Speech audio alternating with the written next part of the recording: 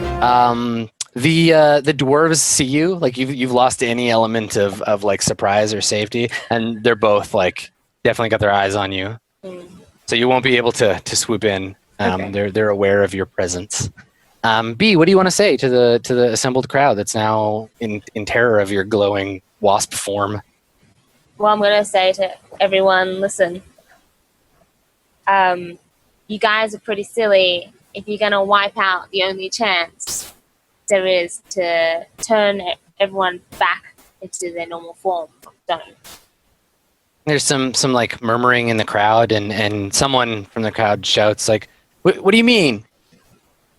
Well, she's a Medusa, obviously, and she turned everyone to stone. And now you're going to kill her, and how are we going to get everyone to turn back into their normal form? Some other voice in the crowd is like, we kill her, and everybody turns back to normal. And there's some like, yay! I don't think that's how it works. Do you while you're thinking on it, do either of you want to spout lore about this and try and remember if you know any ways to turn people back from stone? I mean, you don't know anything about Medusas, but maybe there's some other trick. I think we both should for sure. Okay. Yeah, roll plus your intelligence.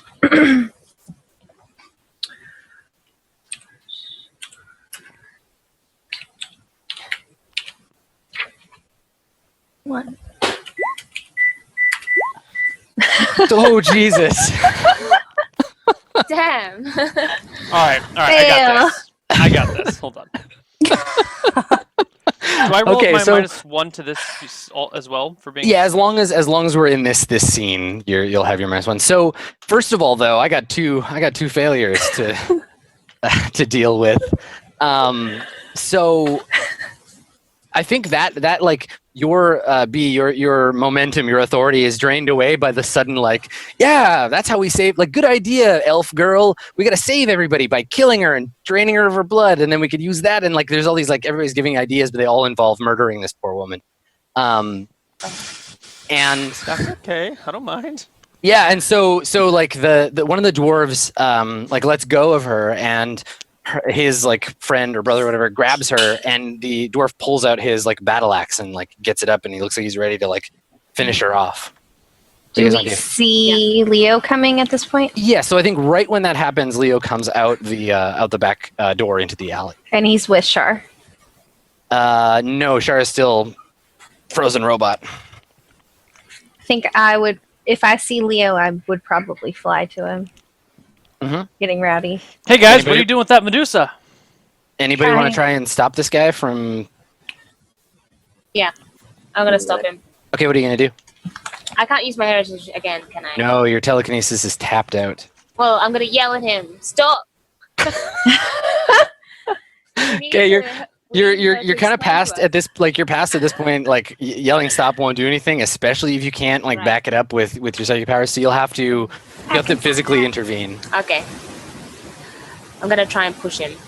Okay, and you're fast enough to get from where you are to where he is. Hopefully. Okay.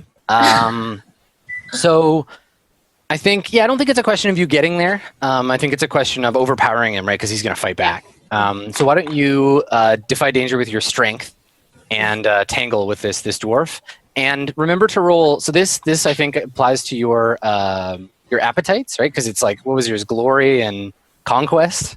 Yeah. Oh yeah. Yeah, this is a pretty glorious thing. You get a whole crowd of people watching you beat up a dwarf. Nice. So roll a d6 and a d8, and then also add your mod. How do I do that? So I think you should be able to go /r d6 space d8 plus the mod, and then we'll just do the math with our brains. Plus. And if it doesn't work, I'm sorry, we'll find another. My mod of. Whatever your strength modifier is. Oh, that's 0. Sorry, you got no, D8. it's not looking good.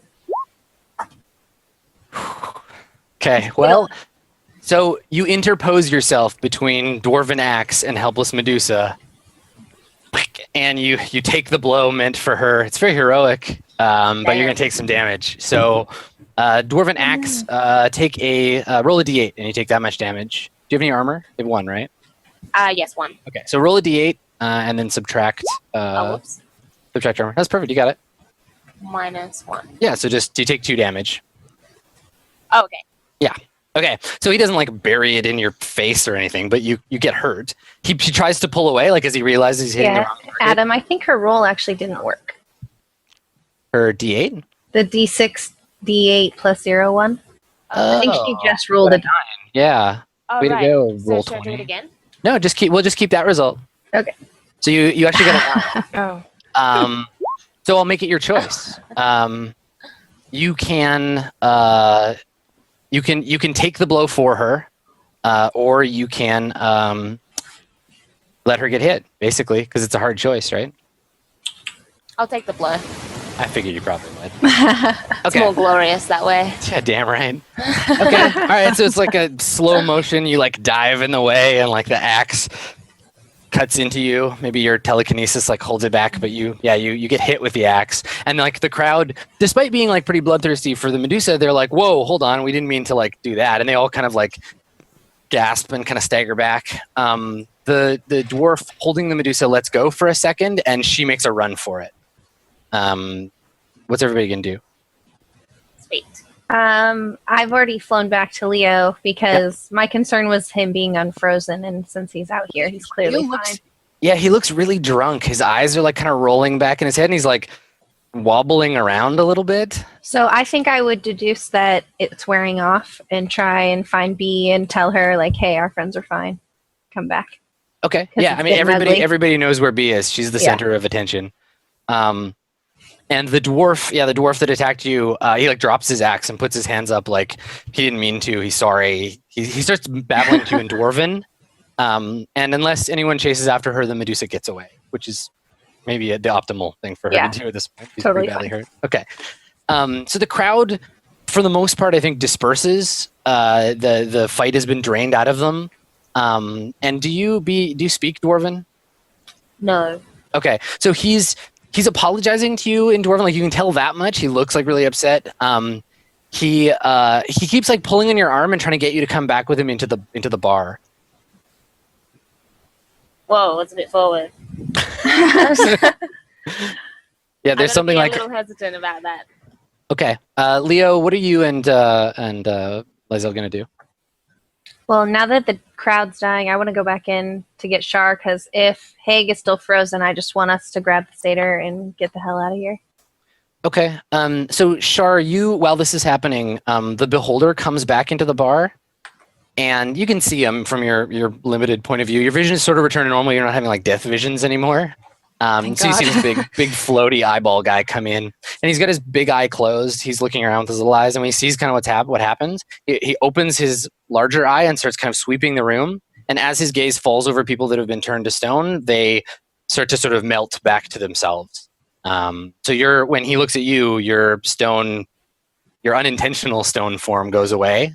You can revert to normal if you want to. Okay, yeah. So when the rest of the party Dwarf returns to Sharr. the bar, the beholder is kind of going person to person, like turning the back. Haig is still turned to stone. Lord Snuff is sitting on a stool. He's got his new best friend under his arm, and he looks like he's like siphoning gas out of it. And I think if I can get You guys everybody's come back attention in. fast enough, I say, Sharr, Leo, B, let's get out of here. Come on, Mr. Puff and Stuff. I can't remember his name. I'm sorry. Lord Snuff. You don't actually know his Puff name. and Snuff. Snuffy, little Snuffleupagus. And I usher them out as fast as I can before Haig is Okay, so on turn. B, what are you gonna do with your new best friend? Like, do you like go into the bar with him, or? I'd be like, all right, dude, it's cool. just spread the word about how heroic I am. And So he shakes his head and he points at his friend, and then shakes his head again and puts his hands up, and he like tugs on his beard and looks at you, and he's like shaking it, and there's these like metal rings woven into his beard, and they're like jingling, and he like points at his friend and points at you and puts his hands up like he's trying to communicate, but can his friend speak the language that I can speak? if he can, he's an asshole for not translating. No, he doesn't seem to be able to. He's looking kind of ashen, and like something very bad has just happened. Okay. So It's like, yeah, something bad has happened, not to him, but to his friend. Like he feels like it's like, yeah, something bad has just happened. all right. And Well, I need to get the attention of either Lyzel or Leo. Maybe they can speak Dwarven, maybe? Well, Sharr. I could think of somebody that speaks Dwarven. Shar's a dwarf. But she's still stone, isn't she? No, she's not Well, anymore. I mean, as far as you know, but if you go back in the bar, you'll know that she's not. Oh, Yeah, right. I'm no longer stoned. I thought she was in the bar. All right. Well, then I'm going to walk back into the bar, and they will inevitably follow me. Okay.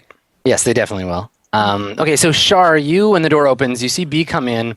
There's two dwarven men that come in with her, and you understand what this guy's babbling about.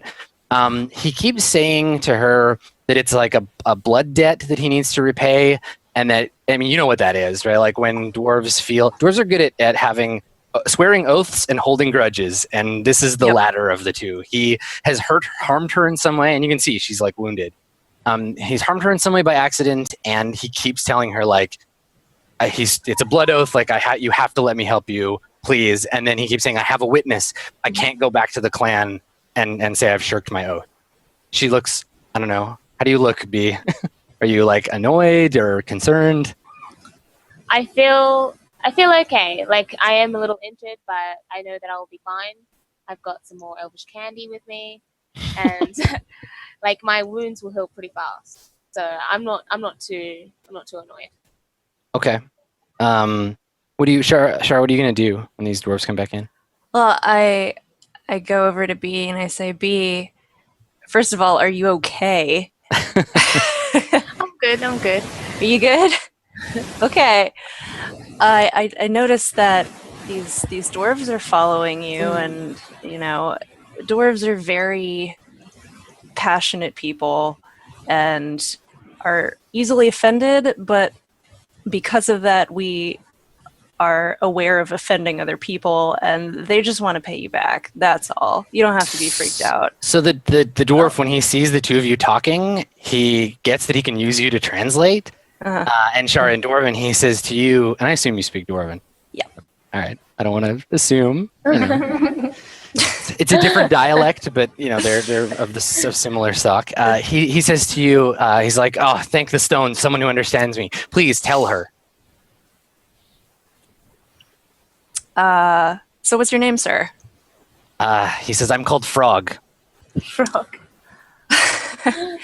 Well, Frog, I'm not really sure what went down because I've unfortunately turned to stone this whole time. So, is there a problem here? He says, yes, your friend is disrespecting me. Outside there was a misunderstanding with the Medusa. I was merely trying to save these poor people from being turned to stone, and when I attacked her, your friend got in the way and she was hurt, and I've done her a grave disservice, and I merely wish to make it right. She won't let me. And he's talking like it's her fault, like he hit her with an axe, but she's the one that's in the wrong here. Yeah. All right, Frog. Well, I get you. I know where you're coming from, and I'll talk to her. Okay, buddy? Kind of gives you the like, you better. I got this. I got this, Frog. It's all right. Okay. And I go over to B and I say, B, he really just wants to pay you back for what he did. It's a moral code for us. And if you don't let him do something for you, he's going to be really upset. So maybe just, I guess I'll talk to him and ask him what he wants to do for you. Maybe. Well, he I just have a wants to buy you suggestion. or something. Okay. Maybe he can go through the trouble of finding out the directions of how to get home. Brilliant. Okay. So we're all just like standing right together, right?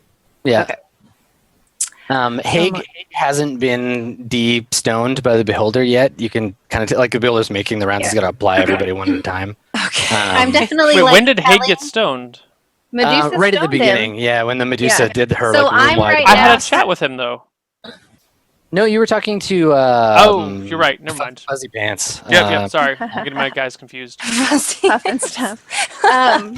I'm definitely running around going, come on guys, let's go. Yeah, let's get our shit I want to together. get out of here before Let's Haig. fuck off while Haig is still stoned. Yeah. I want to avoid that. I'm fine with you guys negotiating, but like I'm herding everyone towards the door as best I can, flying around them.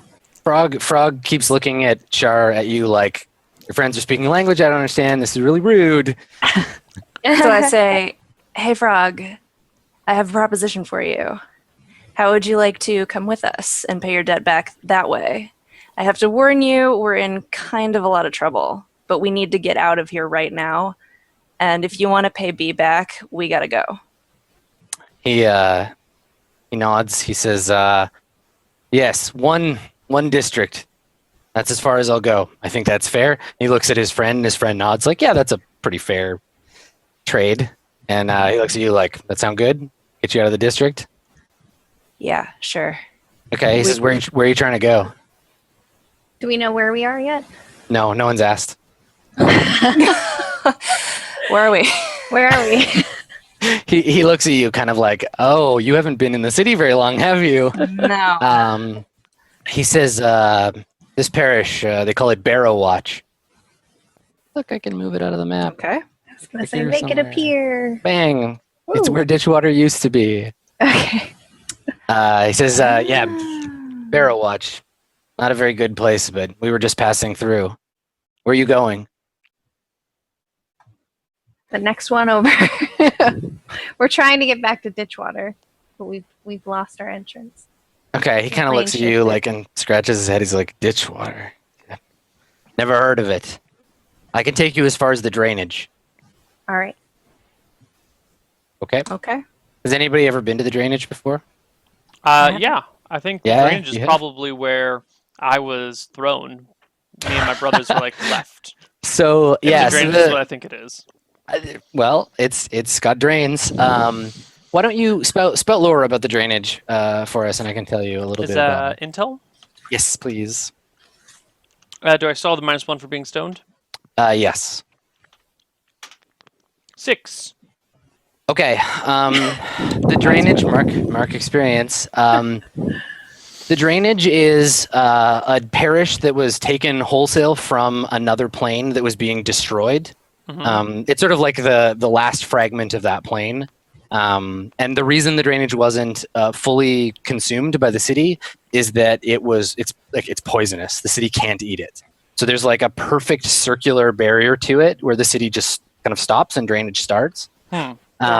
It's called drainage because the ground is made up of like rusted metal grating, and in the center of the parish is a massive temple to a god called Sanguinus. He's like a minor blood god, and the temple is essentially like a big blood fountain, and it all drains down into the rest of the parish. So it's gross and kind of scary to be there. Sounds dangerous. Yeah. Yes. So it's apparently, according to these dwarves, it's adjacent to Barrow Watch, but it's in the right direction theoretically. It's away from here at least. All right. Okay. I don't think we really have any other options. Okay, so you'll not take really. you'll take the dwarves as guides. Yeah. Okay. Along with Snuff and keeping lookout for those weird road guards. Okay, so you leave Hague behind, and there's actually a group move you guys can all make together for representing kind of montaging a dangerous journey. So the journey between Barrow Watch and the drainage is not dangerous in a like you're crossing fields of lava kind of way, but it's dangerous in that you want to stay hidden and you have enemies out there, enemies both known and unknown. That strange undead woman is still around somewhere. So on the second page of the basic moves, there's special moves, and I'm going to get you guys to do the undertake a perilous journey move. So in this case, you're going to be traveling through hostile territory. You need to choose one member of the party to act as trailblazer, one to scout ahead, and one to be the quartermaster. The quartermaster in this case, instead of spending rations, will spend gold for bribing like guards to look the other way, that kind of thing. I think So it's all rolling plus wisdom. So if you want to just go at it mechanically, you pick the people with the best wisdom. Oh, okay. The quartermaster will make it cheaper to make the journey. The trailblazer will make it faster. And the scout will spot trouble quick enough that you get the drop on it rather than vice versa. And they're all wisdom? Yeah, and you need 3 different people to do it. I suggest I do not take any rolls. My wisdom's the highest for me. So the 3 of us. Same. Oh, if Leo can't do it, then Yeah, my Wisdom's wisdom's my 8. I got a 9. All right. Which one I are you Plus doing? 1, so it's not too bad. I was gonna suggest for myself to scout since I have Okay. wings. All right, So, you're the scout. straightest. Okay, so you still need a quartermaster, and you need a trailblazer. So Sharr and What's roll? the Trailblazer? So for a trailblazer, you reduce the amount of time it takes. Okay. And how do we know if we have gold to bribe with? You will look on your character sheet. If you don't have any gold or you're unwilling to spend gold, it's basically don't bother rolling for quartermaster. You'll just fail. Okay. I don't think I have any money. Yeah, I mean, I know one member of the party has some gold. I know I have rations. Yeah, that will be useful for later when you need to eat. But right now, I think it's going to cost you. The base cost is 8 gold. If you roll well on your quartermaster roll, it'll be less. You can reduce it. But if no one wants to spend 8 gold or risk 8 gold, I guess you'll just fail that roll, and I'll get to make a move. I don't have any gold. Leo, do you have any gold? This turtle is rich. Maybe. What do you need some money for? You, Be our quartermaster. You really can don't want me be- to be your quartermaster. Yeah. I'm not. It can be his gold, but someone else's roll if you oh, want. okay. If he just Okay. wants to be the There you go. bank. Are you willing to risk 8 gold on this journey? How confident are you that you're gonna make this roll? Well, wisdom is my highest. All right, and in the event that I end up having to pay this 8 gold, what do I get out of it? I'll share with you my rations. Done. Okay, cool. Easy game. Okay, so quartermaster, why don't you roll? Am I rolling my wisdom? Yes.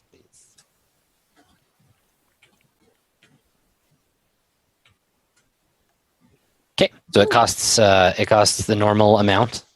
So it costs that 8 gold. So Leo, you can mark that gold off your sheet. Down to 16. Okay, No. and then who, Sharr, I guess that leaves you to blaze the trail. All right. The little guy. That worm. Okay. 2d6 plus wisdom. Yep.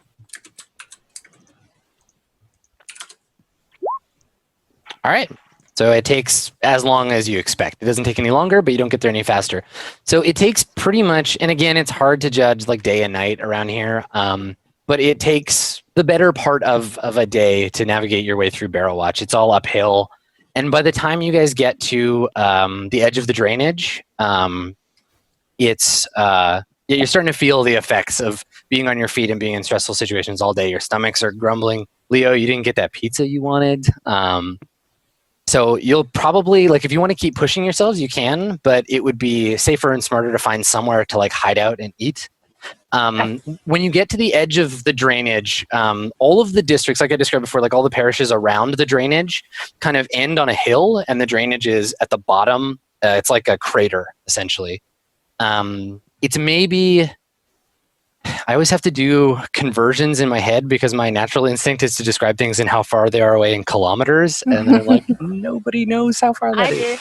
do. Yes. There you go. It's like maybe like 10 miles across from where you're standing. It's not huge, but it's not like tiny either. So it's a circle with a diameter of about 10 miles. Big crater. At the bottom, it's just like no one lives here. It's just flat steel grating. And then in the middle, there's a probably 10 or 15 story like tower, a big white tower.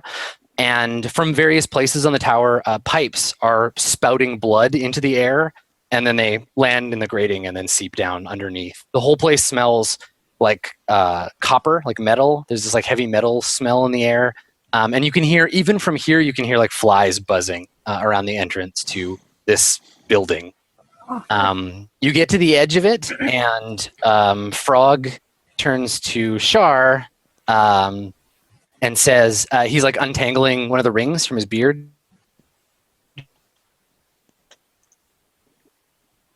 Hello?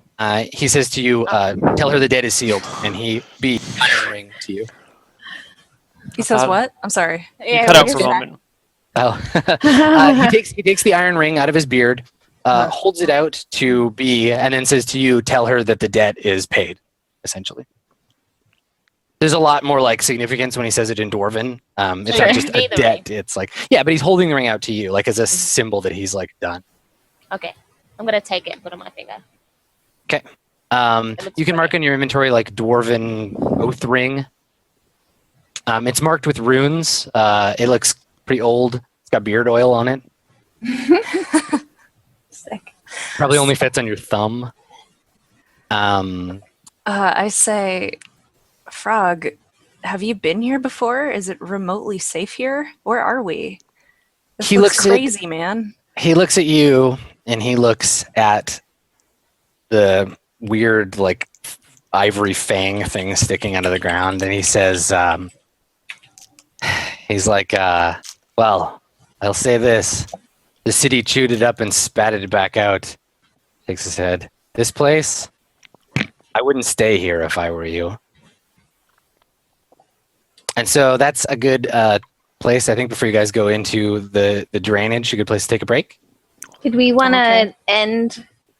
Yeah. And- Let's go through a quick application of the end of session move. So normally, what happens at the end of a full session, we will go through our bonds and revisit them, see if they're still true. We'll do a couple of things with experience. So everybody, look at your bonds. Take a look and get familiar with them again. If you feel like any of those bonds have been completely explored, like you're not interested in them anymore, you kind of have played out what they say, if they're not relevant anymore, if they said one thing and you don't believe that anymore, or otherwise you just want to have a new one with that person, you can tell us, ask the player of the character you have the current bond with, and if they agree that it's resolved, then mark experience and we'll talk about writing new bonds. So does anyone have any they think are resolved? I don't think I do. Not yet. Cool. Well, I think maybe my first bond where Yeah. What was yours? Lyzel has been to my homeland more recently than I have. That's true. We confirmed that in one of the intros. I remember that. Okay, so this one, it's one of those ones that it's not resolved in a way that there's like a particular thing you need to do about it, but if that's something that your character doesn't really think about anymore, then you can mark that bond off. Is that, Sharr, is that something that is interesting to you? Do you want to like try and keep that as part of play, or are you okay to let it go? I think I can let that go. Okay. So before I tell you what to do next, Leo, do you have any? No. Okay, Sure. and Sharr, do you have any? You guys want to keep yours? Yeah, I'm good. Okay. All right. So B, you can like cross it off, just draw a line through your bond, or make a note that it's resolved. Add 1 point of experience to your total, and you can write a new bond with any other character in the party. Generally, bonds, when you update them, they're about stuff that have happened in play. Yeah. So you look back at what you've experienced with these characters so far, and you can write a new bond about them. And we'll give you the break to think about it, but it could be something like, you thought something about Sharr before, but now you think something totally different about her. You think maybe she's unstable, or maybe her knowledge of culture has helped you in some way. So you think about how you want your new bond to be. You can write it. It can be with her or with another player, and then that'll add back to your bond, so you'll have the same amount. Okay. Now, everybody, look at your alignment, please. It should be a thing that, like an actionable thing. Have they fulfilled their alignment? Have you done the thing that your alignment says? Ooh, I think I did. No. Yeah, what was yours? Yeah. It says endanger yourself to combat an unnatural threat. Definitely. So would a Gorgon be unnatural? Maybe to you, yeah. I mean, that's your call, right? I mean, if you asked the Gorgon and her friends, probably not. But to you, would you consider her an unnatural threat? That one's totally on you in this kind of setting. I think I would. I don't know what Okay. she was, so Perfect. yeah. Yeah. I think that might not apply if you fight another Gorgon, but Yeah. Okay, so mark experience. Normally in a longer term game, and we won't do this for this one, but normally in a longer term game, what you would have the opportunity to do now is choose a different alignment instead of marking experience.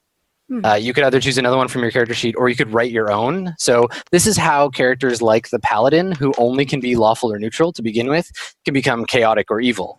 Cool. So during play, they fulfill their alignment and then choose to ignore the XP. They can say, yes, I acted good in a good fashion, but I don't care about that. I've changed my mind about who I want to be. So That's that's a interesting. way you can change it. Yeah, you reject your alignment, essentially. Anybody else on their alignment? No? Okay. And then last, as a group, we answer 3 questions. So if we can all agree yes to any of these questions, each one will get us an XP. So did we learn something new and important about the world? Yes.